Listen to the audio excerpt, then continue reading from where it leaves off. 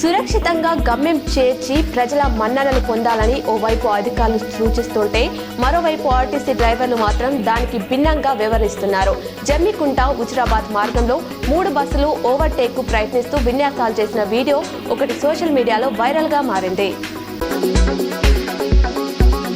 చింతకుంటలో గురుకుల పాఠశాలను ఆకస్మికంగా తనిఖీ చేసిన మంత్రి అడ్లూరి లక్ష్మణ్ కుమార్ విద్యార్థులతో కలిసి భోజనం చేసి సంతృప్తి వ్యక్తం చేశారు.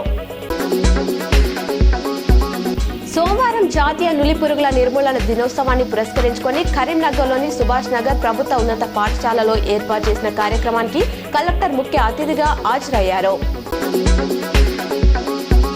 సమీకృత జిల్లా కార్యాలయాల సముదాయంలోని ఆడిటోరియంలో నిర్వహించిన ప్రజావాణి కార్యక్రమంలో పాల్గొని ప్రజల నుంచి కలెక్టర్ అర్జీలు స్వీకరించారు. అనంతరం ఆయా సమస్యలను పరిష్కరించాలని అధికారులను ఆదేశించారు. కేంద్ర ప్రభుత్వానికి ఏమాత్రం చిత్తశుద్ధి ఉన్నా ఓట్ల అవకతవకలపై దర్యాప్తు జరిపించాలని మంత్రి అడ్లూరి లక్ష్మణ్ కుమార్ డిమాండ్ చేశారు. ఈవీఎం మిషన్ల మోసానికి నేను బాధ్యున్నేనని వెల్లడించారు.